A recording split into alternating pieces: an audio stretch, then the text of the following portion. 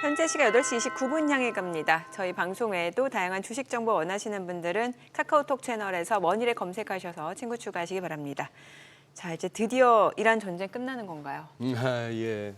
뭐 트럼프 대통령이 원했던 것은 본인 생일날 맞춰서 종전 협상 뭐 하다못해 MOU 사인이라도 했으면 싶었는데 이란은 뉴욕 타임스 보도가 그러네요. 트럼프 생일 넘겨서 확인해 줬다고. 뭐 어찌됐건 지금 나온 보도에 따르면 19일 스위스에서 네. 이제 서명할 거다라고 하는데 이번엔 진짜겠죠? 네. 예, 그 와중에 어쩌면 트럼프도 참석할 수 있다고 하고 예, 지금 뭐 JD 벤스 부통령이 그렇게 얘기하네요. 네. 그렇게 하고 그 사이에 설마 그렇게 욕을 많이 먹었는데 트럼프 대통령한테 네타냐후 총리가 또 움직이게 하겠나 싶기도 하고. 근데 워낙 또 네타냐후 총리가 말을 안 들어서 그러니까 예. 예. 스페이스X 상장 이후에 우리 국내에 배정된 게 없다는 게 조금 이슈가 되고 있고 지금 풀이장 봐서는 오늘도 화끈한 장이 예상되고 그죠? 스페이스X 또 레버리지도 줄줄이 나왔잖아요. 미국에서. 미국에서 예, 예. 네. 자 오늘은 또 어떤 쇼가 펼쳐질지 네. K증시에서 오늘 함께하실 분 소장님이 예, 발음 연습하셨으니까. 저희 머니쇼에 처음 모셨습니다. 하나증권 리서치센터 해외 주식 분석 실장으로 계시죠. 박승진 실장님 나오셨습니다. 안녕하세요, 어서 오세요. 실장님. 안녕하십니까. 제가 회사 제대로 소개했죠. 네, 맞습니다. 하나증권. 네, 맞습니다. 한화투자증권 말고 하나증권. 네네네. 하나은행에 있는 그 하나은행이 있네. 맞아요. 예. 지금 해외 주식 분석실. 그러면 국내 주식은 안 하시고요. 국내 주식은 제가 사실은 이제 해외 주식 분석 실장도 하고 있지만 네. 이제 ETF를 또 같이 커버를 하고 있습니다. 네. 그래서 ETF와 연결해서 또 전략단으로 또 같이 커버를 하고 있습니다. 네, 그래요. 아니 지금 뭐 저희 두 사람이 뭐 시작하면서 미국과 이란 간의 종전 협상 뭐저 MOU입니다만 아직은 네. 지금 어떻게 정리될 수 있습니까?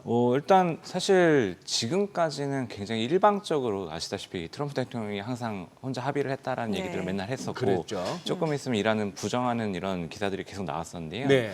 오늘은 지금 외무차관 쪽에서 이란에서 TV 방송 나와가지고 지금 얘기를 했다라고 하고 있습니다. 그러니까 결과적으로 어쨌든 이란도 어느 정도 이제 인정을 하고 있는 부분들이기 때문에 일단 이 내용 자체가 전과는 조금 다르게 해석될 여지가 좀 있다라고 보시는 게 맞을 것 같고요.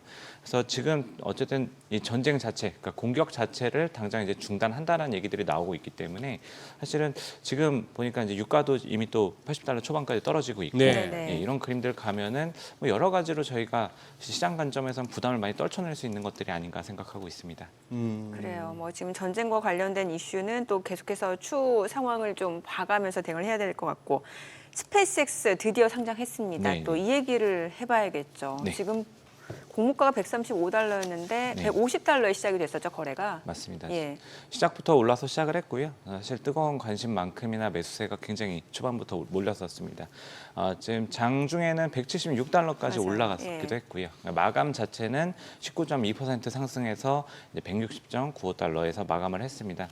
이게 뭐 여러 가지 기록들을 세웠고요. 지금 공모자금 자체가 이제 $3,500억 투자자금들이 몰려들면서 굉장히 흥행했던 이벤트가 됐고 일단 그 IPO 규모 자체가 뭐 저희가 시작하기 전부터 뭐 예. 기존의 2위보다도 2배 이상 많다, 2배가 그냥 많다라는 얘기들이 시장에서는 굉장히 또 핫했던 부분들이고 이 스페이스X 자체가 사실은 어떻게 보면 기업의 상징성이 굉장히 또 큰 우주 산업이라는 자체가 굉장히 또 큰 의미를 또 가지기 때문에 시장에서 또 굉장히 또 IPO에 참여하기 위해서 관심을 많이 보이셨던 그리고 또 이 부분들을 추진하기 위해서 금융권에서도 보면은 굉장히 경쟁이 또 치열했던 굉장히 또 유례없는 이벤트가 아니었나라고 생각하고 있습니다.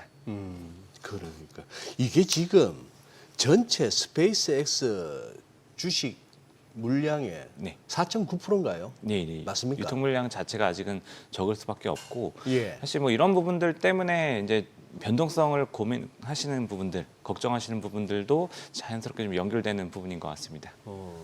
그러니 4.9, 아마 5%라 치고 그 정도를 갖다가 이렇게 시장에서 그 주식을 IPO를 통해서 자금을 조달했고 네. 그 주식의 가격이 이렇게 설정됨으로써 나머지 대부분의 주식을 갖고 있는 일론 머스크는 어쨌거나 네. 저희가 보유 주만- 주식만 봤을 때 조만장자. 그렇죠. 조만장자라는 얘기가. 백만장자, 억만장자를 넘어서서 조만장자. 그렇죠. 네. 여기서의 조는 미국 달러 기준으로 조. 맞습니다. 1조 달러이기 때문에 뭐 사실 뭐 이게 시총 자체가 뭐 첫날 이미 2조 1천억 달러까지 가버렸기 때문에 일단은 지금 뭐 브로드컴보다도 더 높은 위치를 좀 차지하고 있고 미국 증시 기준으로 보면은 6위로 바로 들어갔고요. 네. 세계 기준으로 하면은 이제 7위 정도. 그러니까 뭐 사실은 이거 자체가 굉장히 뭐 지금 앞으로도 좀 보기 어려운 사이즈의 IPO가 아니었을까라고 생각해 볼 수 있을 것 같습니다. 네. 내러티브 자체는 진짜 가슴 뛰는 건데요. 네, 우주 산업에 네, 뭐 거기다가 AI까지 접목을 하고 네, 등등을 해서 데이터 센터도 무슨 뭐 우주에다 세우면은 뭐 등등으로 갑니다. 네, 그러니까 뭐 그거 한데 이제 그렇게 해서 꿈으로 치면은 꿈에 대한 값을 매긴다면은 뭐 저게 얼마가 가도 할 말이 없는데 네. 이제 현실적으로 봤을 때 스페이스X에 대한 여전히 월가에서도 많은 또 이렇게 전문 투자자들 내지는 뭐 그간 사람들이 나 같으면 안 한다 소리도 없잖아 있었습니다. 맞습니다. 그런데 어쨌거나 이게 또 하나의 유행이고 네. 그러다 보니까 다들 우리도 이거 스페이스X 어떻게 하면 안 되나 싶었는데 네. 자 지금 문제가 되고 있는 우리 미래에셋이 그동안 이제 주관사로서 네. 또 많은 또 우리 국내 금융 투자업계에서 스페이스X 편입을 전제로 한 우주 산업 ETF도 많이 지금 네, 출시되어 맞습니다. 있는데 네. 자 이게 꽝이 됐어요 배정이 이 배경이나 그러면 앞으로 미칠 영향은요? 일단은 말씀하셨던 것처럼 이제 고평가에 대한 부분들이 일단 먼저 처음에 이제 이슈가 됐었고요. 네. 뭐 아시다시피 이게 뭐 정말 꿈을 향해 가는 스토리를 가지고 있는 기업이다 보니까 사실 특히 이제 우주에서는 우주 산업에 대해서는 밸류에이션을 하기가 조금 더 어려웠던 부분들은 사실 피어 그룹 대비해서 스페이스X가 명확하게 독보적으로 우위를 보이고 있는 이 구조를 가지고 있다 보니까 사실은 피어와 비교하기도 좀 어려웠던 부분들이 좀 있는 것 같습니다. 네. 그래서 사실 가격 산정에 대한 부분들, 그러니까 매출액이랑 비교하면은 어쨌든 100배 이상의 가치를 들고 들어오는 부분들이기 때문에 이 고밸류션에 대한 부담감들을 분명히 가지고 있었던 거는 맞고요. 그럼에도 불구하고 이 우주 산업에서 가져가는 이 독보적인 스토리 자체가 시장에서 굉장히 많은 관심을 받았습니다. 그래서 말씀하신 것처럼 미래에셋부터 시작해서 이 굉장히 많은 국내 운용사들이라든가 증권사들이 이런 부분들을 가지고 또 경쟁도 했고 또 치열하게 뭔가 주도권들을 가져오기 위한 이런 액션들이 있었는데요. 이 미래에셋 같은 경우 지금 뭐 사실 주말 사이에 저희가 이제 뉴스들을 또 하긴 했지만 일단 배정을 아예 받지를 못했습니다. 뭐 이 부분들은 사실 조금 이제 여러 가지 배경들이 좀 얘기가 되고 있는 상황인데 일단은 지금 뭐 저희가 그 SEC에 제출됐던 투자 설명서를 보면은 인수 물량으로서 231만 주 정도, 그러니까 135달러의 공모가를 기준으로 하면은 3억 1천만 달러 정도 되는 금액이라 보시면 됩니다. 네네. 이 부분들이 신청이 들어갔다라고 일단 되어 있었는데. 이게 주관사 측면에서 아예 배정을 안 하는 상태가 된 거고요. 이 배정을 안 하는 것들은 사실은 이게 그 미국의 IPO 과정에서는 일단은 주관사의 판단에 따라서 결정을 할 수 있는 이런 프로세스를 가지고 있기 때문에 소위 말해서 그 주관사 중에 제일 대빵이 이제 네, 골드만삭스다 이 말인데 맞습니다. 골드만삭스 재량으로 맞습니다. 네. 네. 그래서 이런 부분들이 조금 이제 여기저기서 이제 이런저런 얘기들이 나오고 있는데 사실 저희가 이제 여러 가지 이제 뉴스들을 종합해서 추정을 해보면은 이제 조심스럽게 볼 수 있는 부분 중에 하나는 사실 이게 그 미래에셋 같은 경우에 그 참여를 하는 중간에 금액을 좀 줄였습니다. 원래 조금 이제 크게 좀 많이 줄였는데 이제 배경으로 지금 얘기되는 것들이 아마 이제 뉴스 찾아보시면 아마 다들 확인이 되실 텐데요. 그 외환당국 쪽에서 이제 원달러 환율에 좀 영향을 미치는 부분들을 조금 이제 제어하기 위해서 이런 부분들이 일단 미래에셋 측면과 같이 이제 얘기를 나누면서 조금 물량을 줄였다라는 얘기들이 있고 이런 과정들과 거기다 이제 미래에셋 같은 경우 그런 부분들을 반영을 하면서 전문 투자자들 대상으로만 이 물량을 받았습니다. IPO 신청을 받았는데 네. 이렇게 되면 사실은 이 시장에서 그러니까 다른 국가들도 많이 물량이 줄긴 줄었습니다. 근데 배정을 제로로 받은 거는 이제 우리는 이 미래에셋이 유일하다라 보시면 되고요. 이런 과정들에서 투자자들이 저희가 해석하는 과정에서는 이 리테일 쪽으로 포괄적으로 가는 고객들이랑 이 전문 투자 쪽으로 조금 좁혀서 가고 금액을 또 줄였고 그리고 이게 청약 철회 조건들이 일단 들어가 있던 게 있었습니다. 그래서 실장님 전문 투자자라 하면 어떤 예. 사람 어디를 말하는 겁니까? 그 말 그대로 그 일반 개인 투자보다는 예. 일정 조건들, 그러니까 투자 기간과 금액과 이런 것들 조건들을 통해서 인정받은 투자자로 쉽게 보시면 될 것 같습니다. 개인입니까? 법인? 개인 중에도 있다고 개인 보시면 중에도 될 것 있어요? 같고요. 예, 네. 그래서 일단은 조금 더 그 어떻게 보면은 시장에서 규모가 조금 더 있고 경험이 좀 있는 이 규모에서 조금 이제 차별화를 보일 수 있는 투자로 좀 제한된 부분들이 있었다 보니까 이런 과정들을 해석하는 그러니까 주관사 측면에서는 조금 이제 그 강하지 않은 수요로 내지는 이 취소될 수 있는 수요, 그러니까 고객 기반 측면에서 판단을 할 때 조금 약하다라는 판단을 했을 수 있다. 그리고 이게 또 수요가 몰렸다라는 거는 누구나 지금 알고 있었던 상황이었기 때문에 공모만 들어가면은 뭐 사실 저희 시작하자마자 $150 넘게 이제 시작을 했던 것처럼 그냥 무조건 수익이 나는 어떻게 보면은 이런 그 이벤트였다 보니까 자기들이 볼 때 강한 고객과 지속적으로 가져갈 수 있는 고객군들의 먼저 배정을 하는 이런 형태들이 좀 나오지 않았나 이런 얘기들로 좀 진행이 되고 있습니다. 그러면 거기에 청약 들어갔던 개인 투자자들에게 뭐 금전적인 손실은 없다고는 하지만 일종의 기회비용이나 이런 맞습니다. 거는 생겼다고 봐야겠죠. 예, 아무래도 그 청약에 묶여 있었던 자금들이 있기 때문에 사실 그래서 이제 주말 사이에 바로 환불 조치가 좀 이루어졌던 거로 지금 뉴스들을 통해서 확인할 수 있는 것 같고요. 뭐 이런 것들이 사실 국내 시장에서도 유동성 측면에서는 조금 이제 왔다 갔다 하면서 좀 변동성을 키울 수 있었던 이슈들도 있기 때문에 금융시장에도 분명히 영향이 없던 건 아니었다라고 저희가 봐야 되지 않을까. 그럼 우주산업 관련 ETF 쪽은 어떻게 됩니까? ETF들 같은 경우는 사실 이제 당국에서 원래 사실 이 IPO 이전에 이 패시브 ETF들은 IPO에 참여를 못하게 했었습니다. 그래서 액티브 ETF들만 가능하게 되어 있었고 그 과정에서 이제 그 참여한다라고 밝혔던 곳들이 미래도 들어가 있고요. 그리고 만투운용 같이 약간 이제 액티브 쪽을 하고 있는 한 3개 운용사들이 이제 들어가 있었습니다. 이게 뭐 아시다시피 그 우주 테크 쪽 ETF들에도 해당이 되지만 이 상장이 나스닥 시장에서 됐기 때문에 나스닥 지수를 추종하는 ETF에서도 편입을 할 수 있는 근거가 있었습니다. 그래서 나스닥 성장 ETF들 이런 액티브 ETF에서도 운용사들이 참여를 좀 했던 거로 좀 알고 있는데 사실 이것조차도 일단은 불발이 된 상황이기 때문에 그 지금 일부 운용사 같은 경우는 이제 첫날에 장중에 이제 유통 물량을 이제 매수해가지고 넣었다라고 지금 얘기를 하고 있고요. 근데 다만 이제 이 가격의 측면에서 좀 차이가 있는 거는 아무래도 공모는 사실 아까 말씀드린 것처럼 들어가자마자 이익이 나는 구간이었는데 유통되는 물량을 샀다라고 하면은 가격 측면에서는 조금 공모 들어갔을 때보다는 불리했을 수 있다. 이런 부분들의 좀 차이가 좀 있다고 보시면 될 것 같고 패시브 ETF들은 애초에 그 당국에서 막혀 있었기 때문에 상장 이후에 1거래일에서 2거래일 사이에 물량을 담는 조건들을 가지고 있었습니다. 그래서 이 패시브 ETF들은 사실 그 직전에 IPO 직전에 이미 정리가 되어 있었던 상황이기 때문에 이런 부분들은 오히려 그 패시브 ETF들이 영향을 좀 덜 받는 구조가 좀 후행적으로 좀 나타난다라고 보셔도 될 것 같습니다. 혹시 개인들 그 청약 와중에 환차손 부분은 뭐 없습니까? 환차손은 그 들어갈 때 달러 바꾸는 거하고 지금 환불 조치 받아서 다시 또 원화로 하는 와중에 환율이 많이 내려지지 않습니까? 네, 그 부분들도 사실은 오늘이 공교롭게도 이게 이란과 미국의 협상이 타결되면서 장중에 나오게 되면은 약간의 영향을 좀 받을 수도 있지 않을까 싶습니다. 제 질문의 핵심은 어쨌거나 환율 변동으로 인한 그 손실이든 이익이든 생길 수는 있는 거죠. 그런 부분들은 좀 익스포저가 생길 수 있지 않나 그러네요. 싶습니다.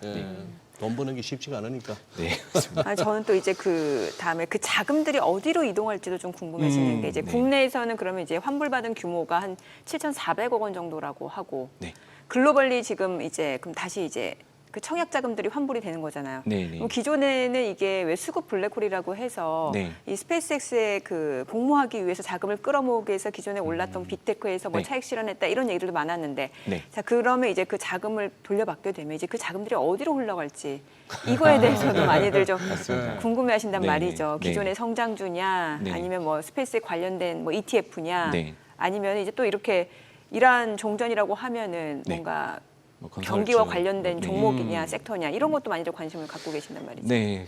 근데 사실 약간 수급 쪽면에서 보면은 조금 변동성 요인들이 아직은 남아 있긴 한 것 같습니다. 왜냐하면은 이 수급의 이동이 이제 끝나지 않았다라고 말씀을 드릴 수 있는 거는 일단 기본적으로는 저희가 이제 그 최근에 한 2, 3주 정도의 흐름들을 놓고 보시면 이 블루투컴 실적 때부터 반도체 주가가 굉장히 변동성이 커졌었습니다. 예, 그때가 보면은 사실 뭐 실적이 나쁜 건 아니었는데 가이던스 측면에서 조금 이제 워낙에 그동안 저희가 눈높이가 많이 높아져 있기 때문에 사실 약간의 이제 빌미로 제공이 되면서 전체적으로 시장판을 한번 흔드는 이런 이제 주가 흐름들이 나왔었는데 이런 과정들 놓고 보면은 사실 저희가 이제 처음으로 가장 이제 첫 번째로 볼 수 있는 건 반도체 쪽은 그래도 실적이 받침이 되기 때문에 이쪽은 일단 들어갈 수 있다. 뭐 이 정도는 저희가 좀 같이 고민하고 있는 부분들이고요.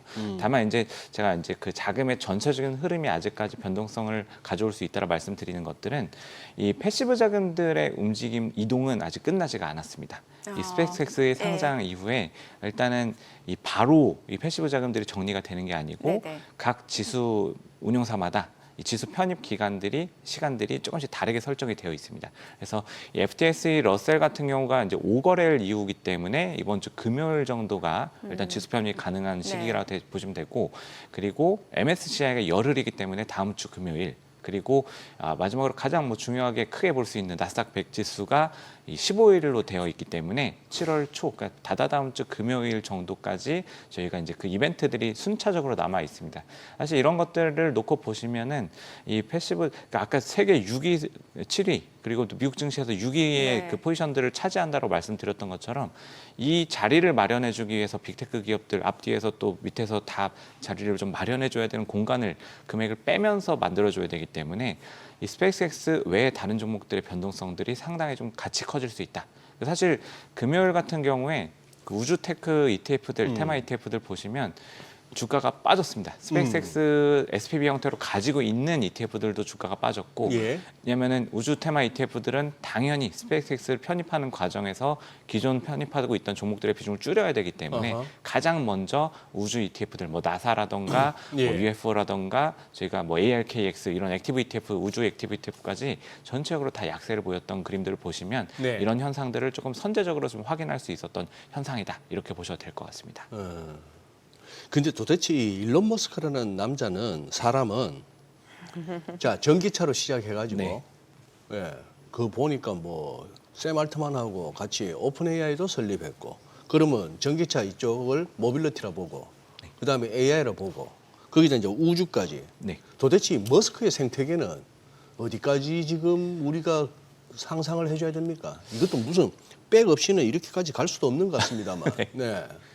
그래서 이게 머스크의 팬덤이 생기는 것 자체가 그런 스토리들을 가지고 매력을 느끼지 않나라고 생각하고요. 이게 지금 뭐 아시다시피 뭐 저희가 요즘에 얘기하고 있는 것 중에 하나가 머스크 제국 뭐 이런 식으로 얘기를 또 하게 되는데 뭐 안 좋은 의미와 뭐 약간 이제 또 좋은 의미가 같이 섞여 있는 것 중에 또 최근에 우리나라에서 뭐 테슬람이라는 단어도 약간 또 테슬라 뭐 이런 단어도 있을 정도로 굉장히 로열티를 보이는 투자자분들이 굉장히 많습니다.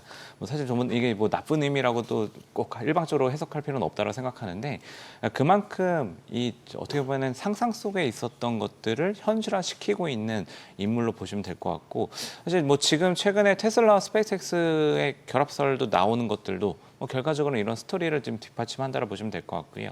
말씀하셨던 것처럼 로보택시부터 시작해가지고 뭐 옵티머스 휴머노이드 로봇 이런 것들도 이제 전체적으로 어떻게 보면 피지컬 AI를 구현하는 이런 형태라고 보면은 지금 이제 이 그 하드웨어들이 제대로 구동을 하기 위해서는 이 소프트웨어 관점에서 이 통신에 대한 부분들 그리고 또 이 말씀드린 소프트웨어 부분들이 같이 또 결합이 돼야 됩니다. 이런 부분들은 어떻게 보면 지금 스페이스X가 가지고 있는 뭐 스타링크 네트워크나 또 최근에 또 스페이스X랑 또 올해 합병을 했었던 XAI의 이제 소프트웨어, 그러니까 AI 인프라에 구축하는 이런 포지션들 부분에서도 같이 결합이 나타나면서 아예 수직 계열을 하면서 아예 하나가 이게 전체적으로 어떻게 보면 미래 산업들을 그냥 꾸준히 주도할 수 있는 이 밸류체인을 만드는 것들이고, 이거를 지금 일론 머스크는 꿈꾸고 있다. 그리고 또 머스크는 아시다시피 이걸 하나로 또 가지고 본인이 직접 가지고 소유해서 가는 걸 또 선호하기 때문에 뭐 아시다시피 그 테슬라 같은 경우는 지분이 또 생각보다 또 의결권이 낮아가지고 또 고생했던 그런 경험이 있다 보니까 이번에 스페이스X 같은 경우는 의결권을 거의 85%까지 확보하고 가는 조건들을 또 넣었을 정도로 어떻게 보면은 이 머스크가 자기 판단에 따라서 주도할 수 있는 이런 스토리들, 이 제반 장치들을 다 마련해놨기 때문에 이런 구조 큰 그림을 가져가는 스토리가 현실화될 가능성들이 상당히 좀 높지 않나라고 좀 이번에는 좀 봐야 되지 않을까 싶습니다. 야, 지금 설명 들으면서 자료 화면에 머스크 영상을 보니까 갑자기 조만장자라서 그런지 이분이 훨씬 좋아졌네. 그때 뭐 베센트하고 막 틸택하면서 도저히 쫓겨나고 아들한테 눈탱이 맞았다고 그러고 할 때만 해도 좀 네. 쭈글랑스러웠는데, 어우, 저 정도면 안드로메다에서 온 사람 같은데 생긴 게 벌써 우리하고 약간 급이 달라. 예. 아니 예. 스페이스X 지금 벌써 이제 여러 목표가 얘기 나오는데 네. 좀 낙관적으로 보는 데는 지금 $330까지 얘기 나오고 있고 또 네. 모닝스타에서는 보니까 $63 이렇게 네. 제시를 네, 하고 네. 있어요. 굉장히 극단적이란 말이죠. 네. 개인적으로는 어떻게 보세요? 사실 다 근거는 있다고 생각합니다. 그렇죠. 네, 예. 사실 다 근거는 있다고 생각하고요.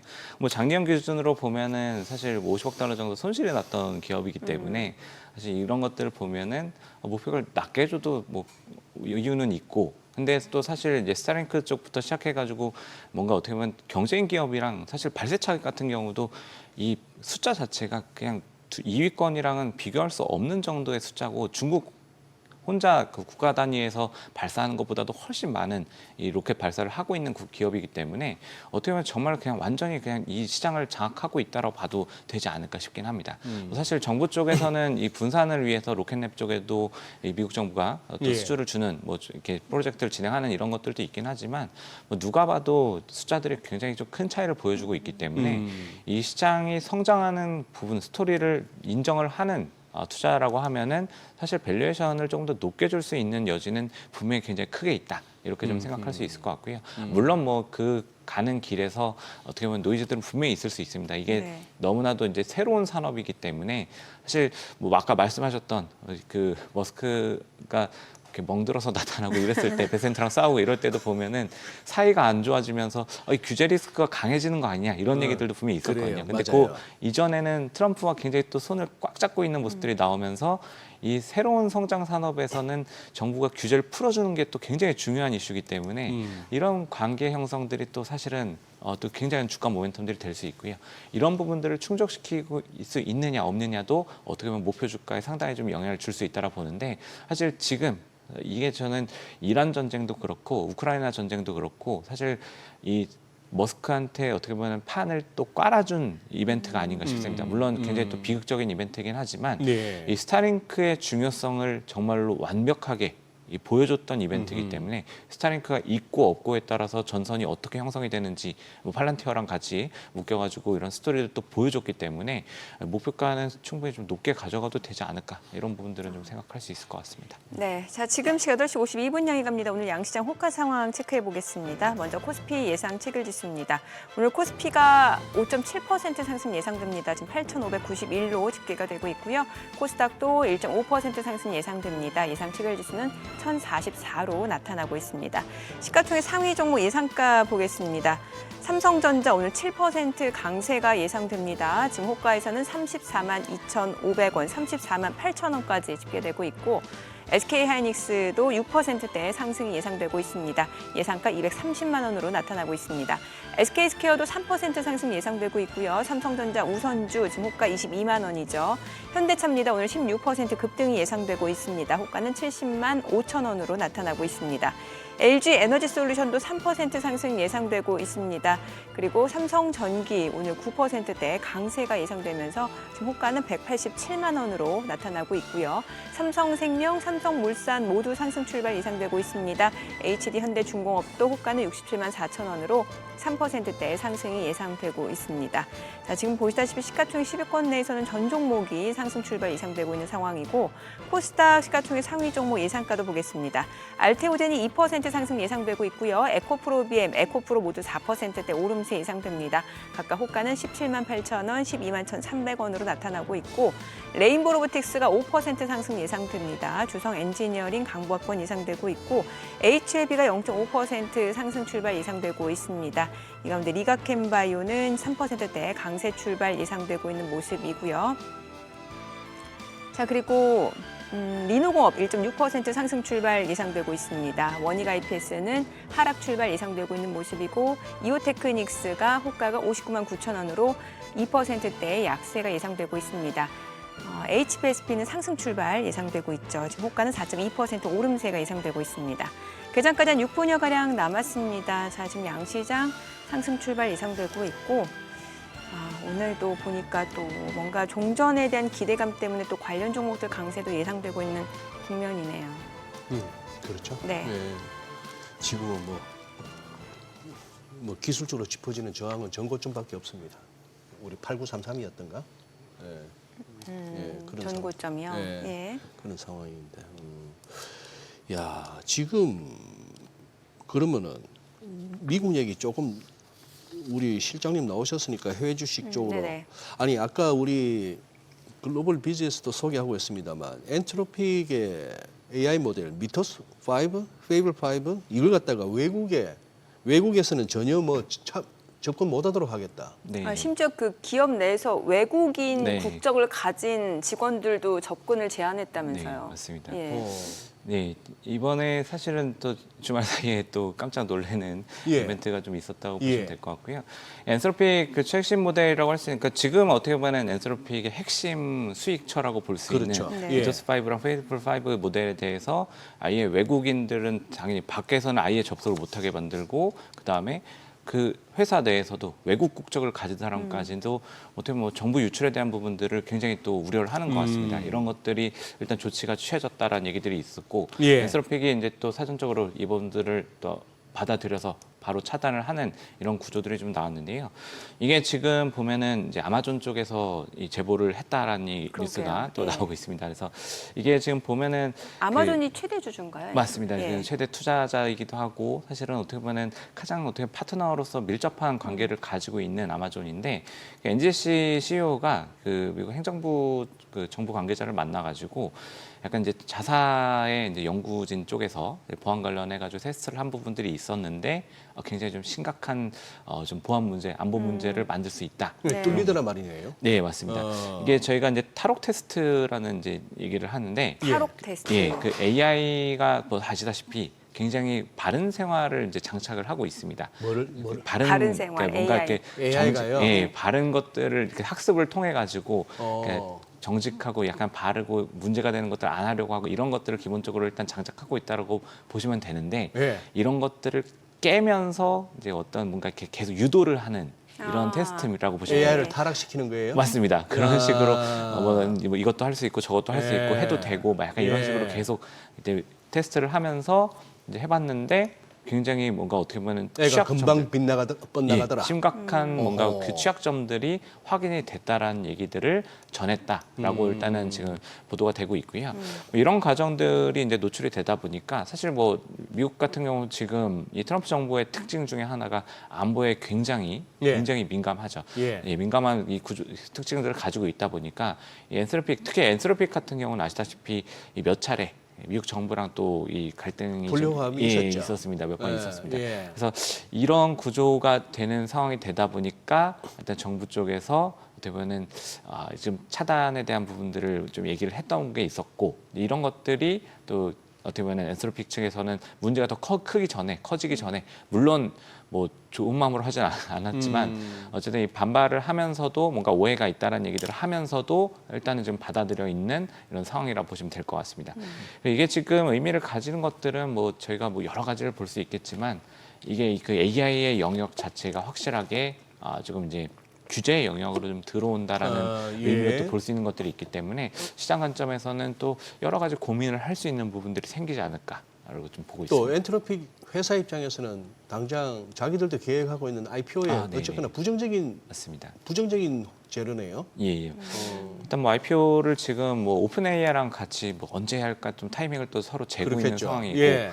최근에 투자 라운드들이 그 진행되는 과정에서 또 오픈 AI의 가치를 또 역전을 하는 이런 이벤트들도 있었습니다. 그래서 사실은 어떻게 보면 또 이 스페이스X가 굉장히 또 큰 관심을 받았기 때문에 예. 뭐 향후 주가 흐름에 따라서 엔스로픽 그리고 또 오픈 AI까지 같이 영향을 받을 수 있는 구조인데 엔스로픽 같은 경우 어떻게 보면 굉장히 또 큰 글로벌 고객들을 잃을 수 있다는 우려가 생긴 부분들이다 보니까 예. 장기적으로 이런 걱정들이 또 시장에 조금 확산될 가능성들이 좀 저희가 있다라고 봐도 되지 않을까 싶습니다. 이게 탈옥 테스트죠. 탈옥 테스트. 예, 뭐 탈옥 테스트라고 저희가 단어를 탈옥 씁니다. 테스트. 예. 아니야, 소장님이 아까 타락 테스트로 잘못 이해하신. 아니 탈옥은 알아들었는데 네, 네. 탈옥은 알아들었는데 네, 타락시키는. 근데 지금 박 네, 실장님 내용은- 설명을 들어보니까 아, 그 착한 AI를 자꾸 요렇게 착한 해가지고 AI 를. 네. 일부러. 타락시키는 걸 제가 탈옥이 아니고 타락시킨다고 여쭤봤더니만 이건 제 잘못이네요. 아니, 소장님 요즘 하도 발음을 신경 쓰셔가지고. 왜 발음 바꿔 터집을 잡으세요? 아니, 터집 아니고 트집. 예. 아니, 트집 잡는 거 아니에요. 소장님 요즘 신경 쓰시니까 이제 혹시나 해서 여쭤본 겁니다. 알겠습니다. 예. 자, 오늘 시장이 일단 좀 양시장 상승이 예상되고 있는 상황인데 이제 앞으로 그러면 시장에서 좀 뭔가 좀 변수가 될 만한 리스크가 있다면 어떤 걸 생각하고 계세요? 변수가 될 수 있는 것들은 뭐 사실 아까 말씀드렸던 유동성 이벤트들이 좀 상당히 좀 많다라고 말씀드리고 있고요. 사실 뭐 스펙스X 상장 이후에도 말씀드렸던 것처럼 패시브 자금들의 이동이 아직은 남아 있습니다. 그리고 이번 주 같은 경우는 또 이제 FMC가 예정이 되어 있는데 뭐 아시다시피 지금 지난주에 저희가 물가 지수를 굉장히 높은 숫자들을 또 확인한 이후에 케빈 허시가 등장하는 첫 번째 회의이기 때문에 사실 이런 회의들을 통해 가지고 저희가 뭔가 시장에서 긍정적인 얘기를 받아들일 수 있을까 뭐 이런 걱정들이 좀 되는 것들이 있고 그리고 또 사실 뭐 지난주 목요일 날 이제 우리나라의 선물 옵션 만기일이 있었지만 또 이번 목요일에는 네. 또 미국의 선물 옵션 만기일이 있습니다. 그래서 그렇구나. 유동성들 그러니까 수급이 꼬일 수 있는 이벤트들이 알겠습니다. 여러 가지 자리하고 있습니다. 네, 오늘 국내 증시 개장합니다.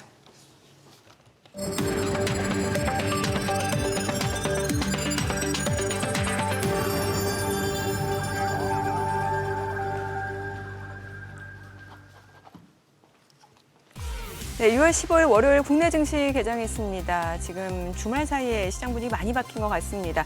이제 스페이스X 상장하면서 화려한 데뷔식을 치러냈고 장중에는 176달러까지 올라서는 모습이었고 종가 기준으로는 160달러에서 마무리가 된 상황이고요. 자, 또 이란 전쟁에 대한 종식에 대한 기대감, 19일 스위스에서 합의 서명식이 이뤄질 것이다라는 부분이 좀 발표가 되면서 전반적으로 투자 심리가 많이 좀 개선될 수 있는 여건들이 형성이 되어 있습니다. 이 가운데 또 FOMC 앞두고 있는 상황이고 양시장 출발 지수 보겠습니다. 코스피는 4.9% 올라갑니다. 8,526.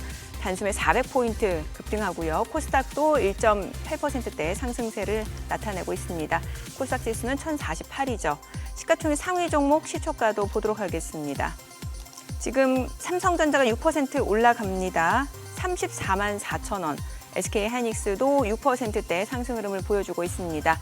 229만 1천 원이고요. SK스퀘어도 5.7% 올라갑니다. 삼성전자 우선주도 21만 9,500원 6% 올라가고요. 삼성전기입니다. 10% 급등합니다. 189만 원이고요. 지금 LG에너지솔루션은 2% 올라갑니다. 41만 500원, 현대차가 5% 오름세 64만 원에 거래되고 있고요. 삼성생명은 40만 5,500원으로 5% 상승세, 삼성물산은 8% 강세고요. HD현대중공업도 68만 1,000원으로 4.7% 올라갑니다. 코스닥 시가총액 상위 종목 시초가도 보겠습니다.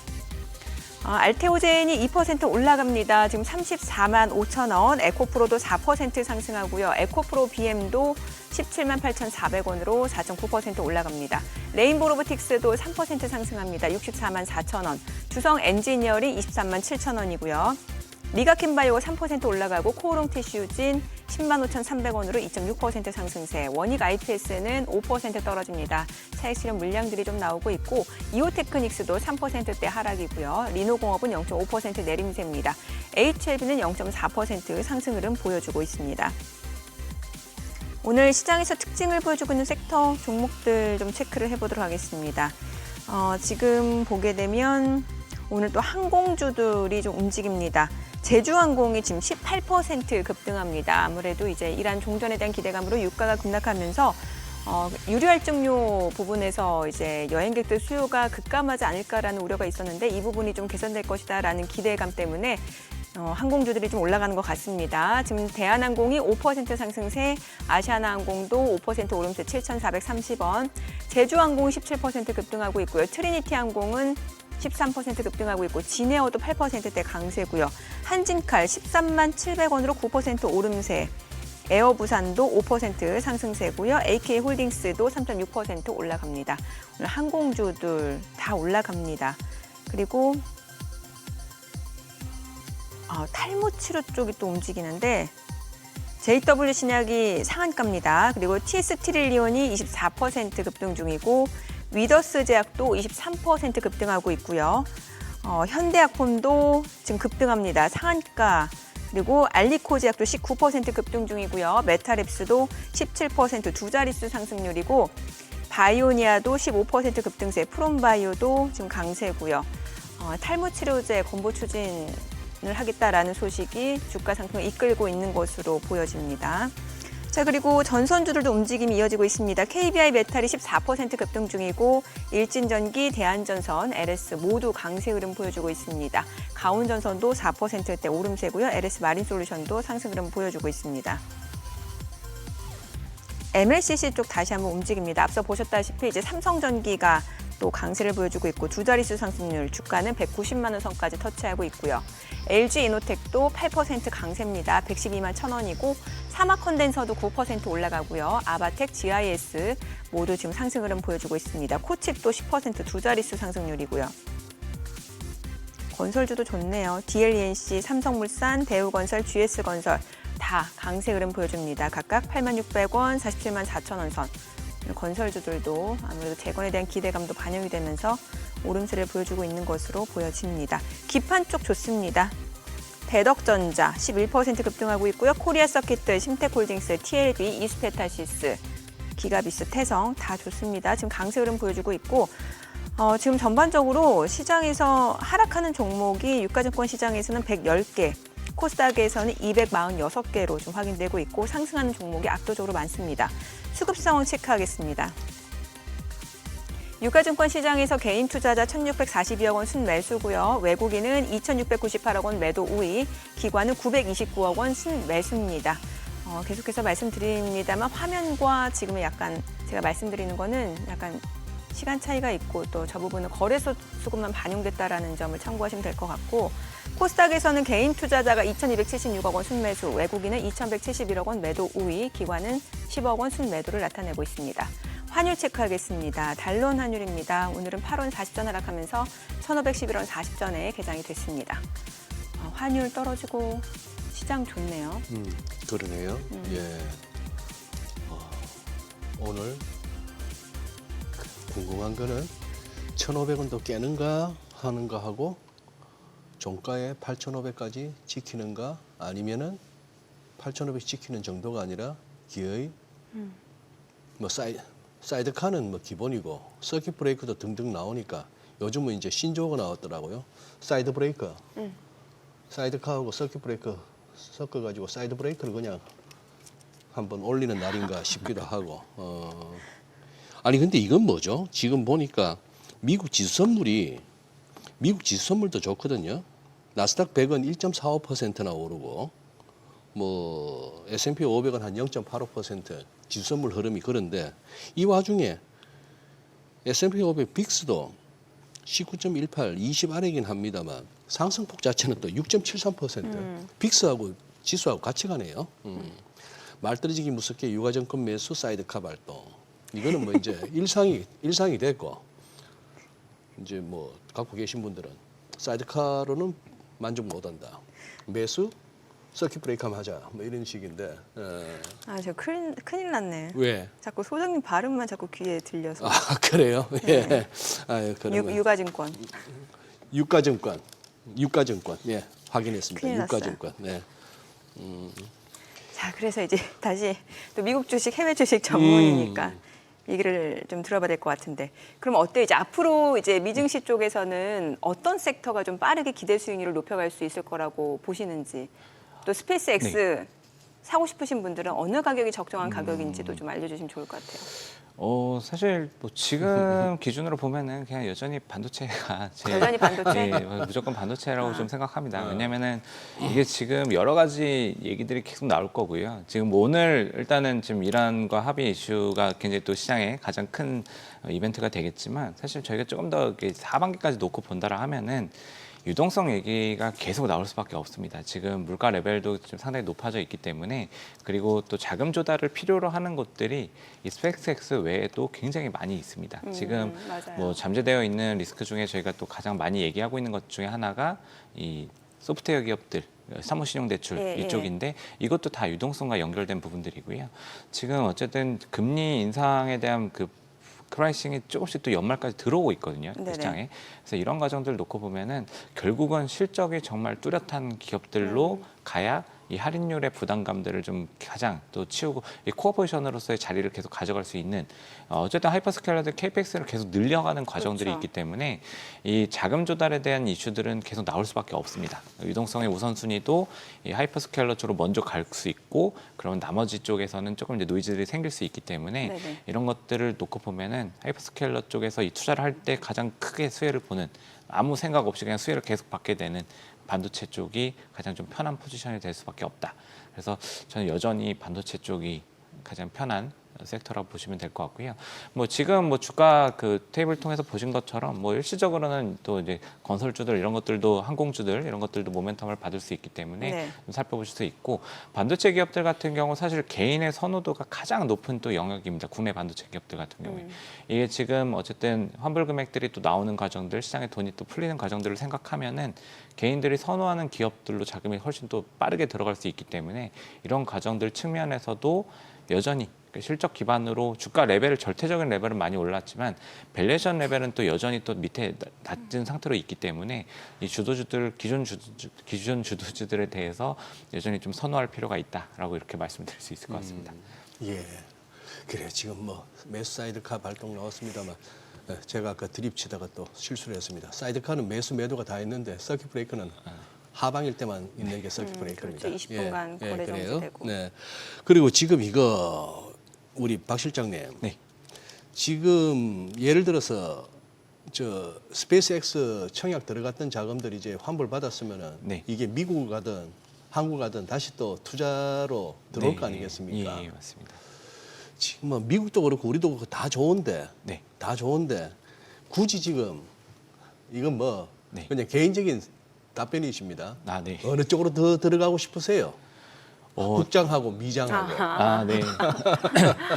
이건 장단기는 좀 나눠서 봐야 될 것 같아요. 장단기? 사실 그렇죠. 단기적인 네. 매력은 여전히 한국 증시의 힘이 가장 좀 강한 것 같습니다. 단기적으로? 예, 지금 당장에 어쨌든 수급 쏠림도 그렇고 이 밸류에이션 레벨로 보면은 지금 뭐 주말 사이에 또 블룸버그 기사도 이제 한번 제가 본 게 있었는데 이 신흥국 지수랑 비교를 해도 우리나라 지수의 그 PER 레벨 자체가 훨씬 더 낮습니다. 아직 더 저평가다. 예, 맞습니다. 왜냐하면 이게 지금 네. 아시다시피 주도주들, 그러니까 저희가 삼전닉스라고 이제 지칭하는 이 두 종목들을 중심으로 해서 이 실적 추정치 상향 조정 속도가 굉장히 빠르게 진행이 되고 있고요.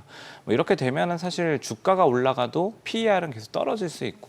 아니면 유지가 될 수 있는 그림들이기 때문에 이 레벨 자체의 차이점들이 여전히 좀 자리를 하고 있다라고 보시면 될 것 같습니다. 물론 뭐 이후에 이제 금리 인상의 연속성들을 뭐 강하게 가져간다던가 여기서도 또 금리나 유동성이 또 묶이기 시작하면은 뭐 그때는 또 불확실성 요인들이 될 수 있겠지만 지금 또 특히 이 시장을 주도하고 있는 것들이 개인이라는 부분들을 생각한다라고 하시면 이게 개인 자금들의 특징은 추세와 모멘텀에 굉장히 일정 기간 유지하는 힘이 굉장히 강하다라는 특징들을 가지고 있고요. 네. 이런 것들을 놓고 본다라 하면은 코스피 중심의 시장 흐름들이 상대 우위의 흐름들이 아직은 여전히 좀 남아 있다라 보시면 될 것 같습니다. 다만 이제 저희가 시장 좀 길게 놓고 본다라 하면은 네. 사실 뭐 당연히 단기적으로 많이 올랐기 때문에 예. 언제든지 조정이 나올 수 있는 뭐 최근에 또 변동성이 커지는 부분들도 있었기 때문에 예. 이런 것들 놓고 본다라고 하면은 뭐 사실 저는 뭐 개인적으로 제가 현실 분석실을 또 맡고 있기 때문에도 미국 증시에 대한 포지션들을 예. 굳이 줄이기보다는 또 이제 같이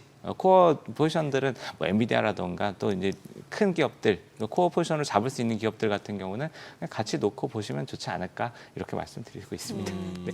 아니 지금 앞서 그 기업들의 자금 조달, 캐펙스 투자가 늘어나는 거에 대해서도 말씀을 주셨는데 이러면은 이제 채권 쪽은 조금 어려워질 수도 있는 금리가 계속해서 올라갈 수 있는 네. 구조인 거잖아요. 그러니까 예. 그런 부담들이 계속 있습니다. 예. 뭐 말씀하신 것처럼 이게 그 하이퍼스케일러들 같은 경우는 등급이 굉장히 높은 예. 기업들이잖아요. 예. 정말로 어떻게 보면 안전투자처라고도 인지가 되는 그렇죠. 기업들이기 때문에 현금 창출 능력이 굉장히 좋은 기업들이고 그래서 지금 이런 기업들이 지금 유증 얘기를 하고 있고 채권 발행을 한다. 이런 것들을 놓고 보면은 수요를 굉장히 많이 빨아들일 수 있는 이벤트들이라고 보시면 됩니다. 이렇게 되면은 또 말씀하신 것처럼 뭐 회사채 시장에서는 또 회사채 시장은 나름대로 이쪽으로 집중이 될 거고 그렇게 되면 다른 기업들 등급이 낮은 기업들은 자금 조달이 좀 어려워지는 부분들이 생길 수 있고 또 이 과정에서 놓고 보면은 이게 유동성을 풀어내는 이런 국면에서는 전혀 문제가 되지 않는데 지금은 사실 연초에 뭐 2번, 3번 인하 고민하다가 지금은 동결 내지는 인상을 고민하는 시점이라는 말이죠. 그러면은 오히려 이 유동성이 타이트해질 수 있는, 묶일 수 있는 과정들이 더 있고 이 기대 수익률을 더 높게 잡는 이런 구조가 변화하는 부분들이 생길 수 있기 때문에 이런 과정에서는 어떻게 보면 뭐 국채로도 들어가는 자금들이 좀 줄어들 수 있고 뭐 특히 이제 하위 그룹들까지는 충격이 좀 생길 수 있기 때문에 이런 것들이 결과적으로 금리와 연결되면서 리스크가 될 수 있다. 이런 걸 좀 하반기에 잠재 요인으로 불확실한 요인으로 좀 생각해 보실 필요는 있을 것 같습니다. 그런 측면에서 그 하이퍼스케일러들 중에서 제일 그래도 이제 자기 자본 비율 높고 괜찮은데 구글이라는 얘기 나오잖아요. 네. 예, 구글은 여전히 그러면 좀 견조하다 볼 수 있겠네요. 사실 올해 보시면은 그 저희가 M7 종목들, 네. 매그니피센트 세트 7 종목들 저도 발음이 이제 계속 꼬이기 시작합니다. 네. 7 종목들도 보면은 주가의 차별화가 상당히 좀 진행이 맞아요. 되고 있습니다. 네. 그래서 이런 것들 자체가 좀 평가를 이 주가에 반영하고 있다 이렇게 보셔도 될 것 같습니다. 그 중에서도 왜 이 우리 이른바 서학개미들도 많이 갖고 계신 종목 중에 네. 메타가 요즘 좀 이렇게 네. 이런저런 얘기들이 많아요. 네, 맞습니다. 주가도 좀 그렇고. 예. 그 메타 같은 경우가 지금 사실 최근에 어떻게 보면 굉장히 공격적으로 감원을 좀 했었던 네네. 부분이 감원. 있었고, 네. 감원 이슈가 있었고, 그리고 또 부서를 조금 이제 재배치하는 그림들이 또 같이 있었습니다. 근데 네. 여기서 이제 일단은 내부적인 불만들이 굉장히 좀 높아졌던 거로 저희가 좀 파악을 할 수 있을 것 같고요.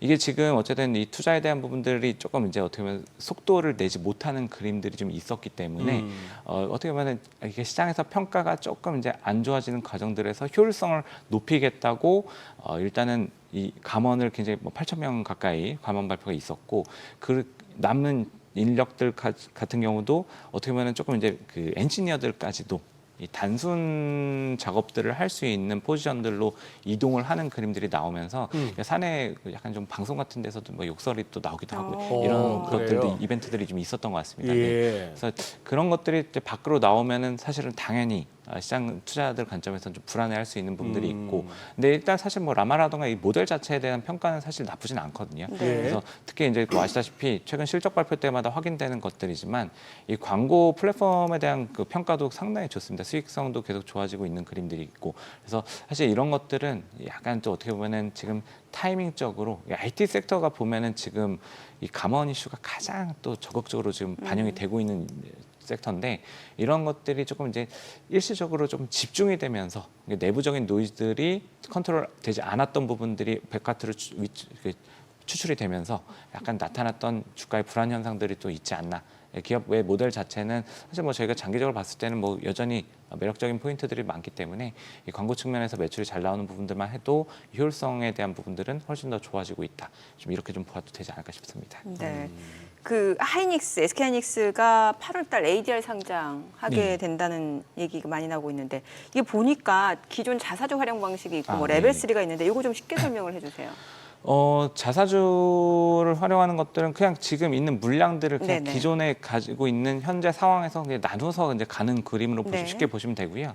그 지금 레벨 3 얘기 나오는 것들은 어떻게 보면 새로 저쪽에다가 상장시킬 물량을 발행을 시키면서 가는 거기 때문에 어떻게 보면은 이게 주식이 더 늘어나는 현상들이 생기는 거고 이렇게 되면은 뭐 쉽게 보시면은 주당 순이익 측면에서 이익을 더 주별로 더 쪼개서 줘야 되기 때문에 이 가치가 조금 이제 희석될 수 있는 네. 이런 리스크가 좀 있습니다. 그래서 이 후자를 좀 선택하면 했다라는 얘기들이 나오면서 아무래도 기존 주주들 입장에서는 조금 이제 불편한 얘기들이 될 수 있는 이런 상황이라 보시면 될 것 같고요. 뭐 여러 가지 뭐 해석이 가능한 부분이긴 합니다. 사실 근데 저는 사실 그래도 그럼에도 불구하고 이 ADR을 미국에서 좀 상장을 시킨다는 것 자체는 굉장히 좀 의미가 있지 않나라고 좀 볼 수 있을 것 같고요. 이게 지금 저희가 시장에서 보면은 그 올해 정말 ETF 시장에서 유례없는 히트를 친 종목이 하나 있습니다. 뭐죠? 그 디램이라는 티커의 ETF고요. 아, 예. 네, 아마 들어보셨을 건데 이 디램이라는 ETF가 지금 비트코인 현물 ETF보다 훨씬 더 빠른 속도로 자금 유입이 진행되고 있는데 이 ETF가 가지고 있는 종목들이 이 마이크론, 네. 삼성전자, SK 하이닉스 비중을 75% 들고 있거든요. 그러니까 결과적으로 보면은 근데 이거랑 같이 나타나는 현상이 지금 EWI라고 미국에 상장되어 있는 MSCI 코리아 인덱스를 추종하는 ETF에서는 자금이 빠지고 있습니다. 네. 이 의미는 사실 이거 이상으로 디램으로 돈이 들어가거든요. 미국에서 하이닉스나 삼성전자 사고 싶었는데 살 도구가 없었다. 이런 해석이 가능한 부분들이고 그거를 디램 ETF가 먼저 등장해서 이런 수단을 줬기 때문에 이쪽으로 자금이 굉장히 공격적으로 들어갔는데 이 ADR이 상장이 되면은 지금 마이크론이랑 PER 기준으로 보면 거의 2배 차이 나거든요. 네네. 이런 것들을 밸류에이션 측면에서도 어떻게 보면 키 맞추기를 할 수 있는 저변을 확대하는 그림들이기 때문에 오히려 이런 것들에 대한 의미가 좀 더 크지 않을까. 재평가에 대한 그림들이 더 좀 크게 작용하지 않을까라는 생각 좀 하고 있습니다. 네. 오늘 여기까지 듣겠습니다. 예. 내용 잘 들었습니다. 고맙습니다. 감사합니다.